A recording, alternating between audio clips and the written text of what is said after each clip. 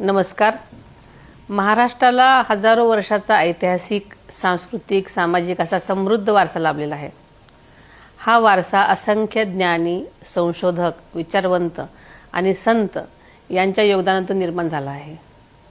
तो आपल्याला जपायचा आहे, हे ज्ञान संकलित करायचं आहे आणि हाच उद्देश डोळ्यासमोर ठेवून केंद्र सरकारच्या माध्यमातून ज्ञान भारतम हे राष्ट्रीय हस्तलिखित सर्वेक्षण अभियान 16 मार्च 2026 पासून सुरू झालेला आहे।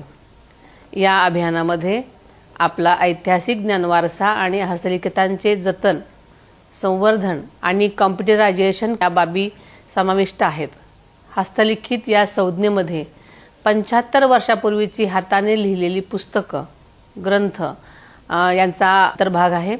या हस्तलिखितांची लिपी कोणतीही असू शकते।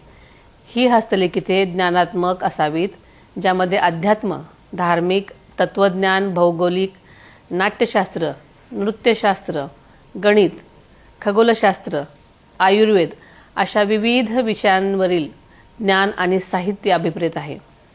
ही हस्तलिखिते कागद, कापड, ताम्रपट अशा शिलालेखाव्यतिरिक्त कोणत्याही माध्यमात असतील तरी त्याचं स्वागत असेल।